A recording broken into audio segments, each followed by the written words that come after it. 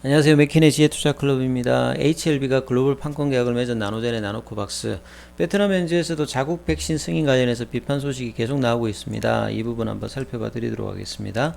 자, 오늘 증시는 미증시가 유가락에 따라서 급등 마무리되면서요. 국내 증시도 대부분의 종목들이 상승 흐름이 나왔는데요. HLB 관련주들은 HLB가 3% 넘게 상승하면서 전일의 상승 흐름을 이어갔습니다. 셀트리온과 마찬가지로 최근 HLB가 불확실성 해소 효과가 계속되고 있는데요. 2020년 5월달에 이제 금감원 조사로 시작되었던 HLB 관련 의혹이 15일 검찰이 불공정 거래 혐의에 관해서 혐의 없음 처분 결정하면서 1년 10개월 만에 이제 모두 해소가 되었죠. 특히 바이오주 중에서 이제 이런 불확실성 관련되는 부분이 주가를 계속 이제 짓누르고 있는 부분이었는데 이게 해소가 되었기 때문에 장기적인 어떤 상승의 어떤 흐름이 나올 수 있는 어떤 흐름입니다. 그리고 가장 HLB에서 중요한 리보세라닌 관련되는 부분에서 NDA 신청 준비 체제로 전환을 이제 본격화한다라고 회사가 밝혔죠. 그래서 이에 준하기 위해서 미국 FDA 출신의 정세호 박사라든지 장성훈 박사를 지금 영입을 한 상태입니다. 엘레바가 이제 진행 중인 리보세라닌 관련해서는 위암 말기 3상 FDA 신청 준비와 더불어서 작년 11월 달에 이제 희귀의약품 지정을 받았던 선약낭성환 관련되는 부분에서는 이게 이제 뭐 패스트 트랙 형태를 적용받을 수 있는 3상 없이 이제 NDA 신청할 수 있는 부분이죠. 이런 부분들이 원활하게 된다면 HLB 어떤 본질적인 가치 회복이 주가에 나타날 수 있습니다. 그리고 최근에 이제 뭐 합병 그 부분으로 FA 관련되는 부분이 이제 그 HLB 헬스케어 쪽에 들어와서 재무적인 안전성을 더해가고 있는 가운데 리보세라닌 관련해서 이 로얄티 관련되는 부분들도 이제 94억 정도 정식 수령했는데요. 항소제약은 이미 이제 뭐 7년 이상 이 부분 가지고 중국에서 매출단을 많이 일으켰기 때문에 향후에도 이 부분들이 꾸준한 어떤 로얄티 수입이 이제 되기 때문에 HLB에 제기되었던 재무적인 리스크는 계속 이제 점진적으로 지금 완화되어서 주가의 어떤 이제 점진적인 상승이 분명히 이제 될 수 있는 어떤 올해다. 그래서 리보세라님이 본격적인 NDA 신청이 언제쯤 나오느냐가 이제 그간의 어떤 주가에 상당히 중요했던 베트남의 나노젠의 나노코박스 관련된 이슈와 더불어서 쌍두마차의 어떤 흐름이 나올 가능성이 좀 높아지고 있다 이렇게 봐야 되겠죠. 그래서 어제 이제 진양군 회장이 이제 그 게시판에 뭐 올렸던 글들이 사실 이제 이런 이제 2년간의 공방에서 가장 이제 피해를 본 그 측이 개인 투자자죠. 이제 무혐의 이제 통보를 받고 뭐 본인이 뭐 숨을 쉬기 힘들었다 뭐 이렇게 이제 표현을 했는데요.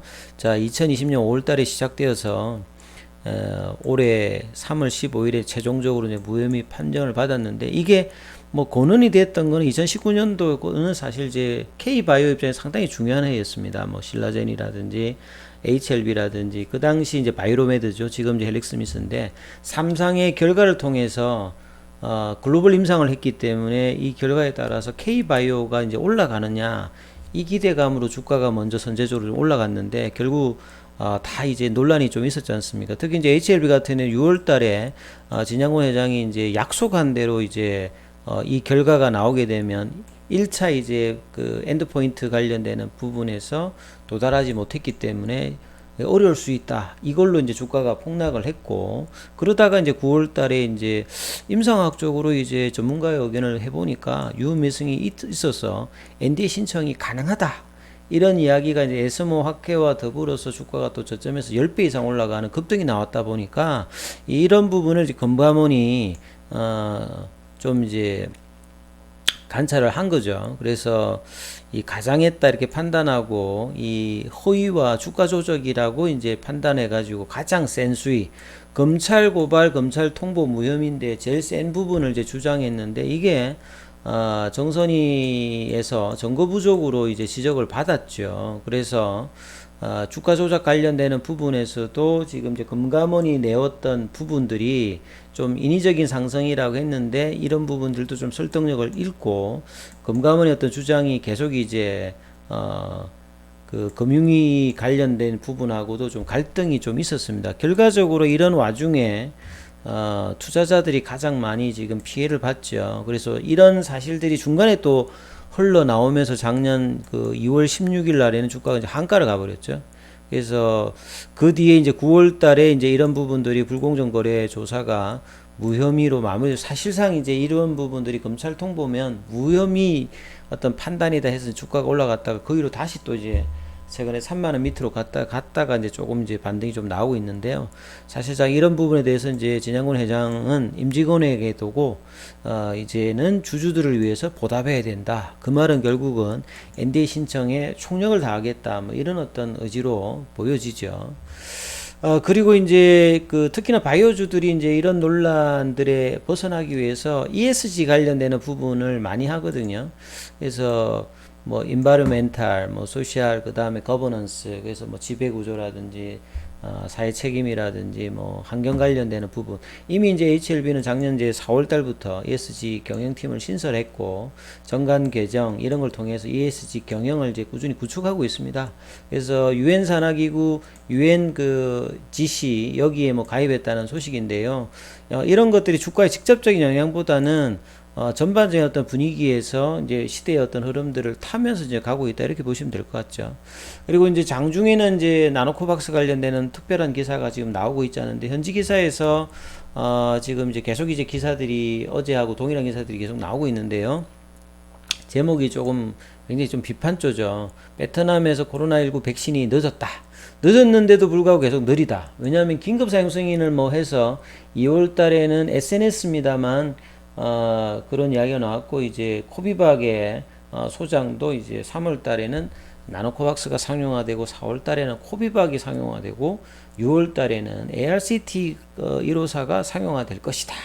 요렇게 이상했는데 그 3월 달에 이제 뜻대로 지금 되고 있지 않죠. 그리고 보건부도 여기에 대해서 빠른 판단을 못하고 조금 이제 좌충우돌을 하고 있다. 그래서 정부하고 보건부와의 어떤 이런 갈등들이 계속되고 있는 것 같습니다. 특히 이제 중국이라든지 러시아, 이런 베트남 이런 공산주의 국가에서 어떤 기종 논란이 특히 많이 나오고 있는데요. 그래서 이 백신이라든지 치료제 관련되는 부분에서 승인 절차가 상당히 좀 느리고 특히나 이제 뭐 나노코박스의 제조합 형태의 단백질 백신 같은 경우는 안전성이 상당히 좀 중요하다 보니까 노바백스 같은 경우에도 FDA에서 이제 최종적인 긴급 승인이 아직 나오고 있지 않는 어떤 사례를 본다라고 하면 이 규정을 가지고 하고 있는데 사실 이제 3월달, 4월달까지 뭔가 안 나온다라고 하면 진짜 뭐 긴급 사용 승인의 이제 의미는 이제 거의 이제 없어진다로 봐야 되겠습니다. 그래서 그런 부분들도 현지에서 계속 지적을 하고 있다 이렇게 봐야 되겠죠. 특히나 이제 코비박 같은 경우에는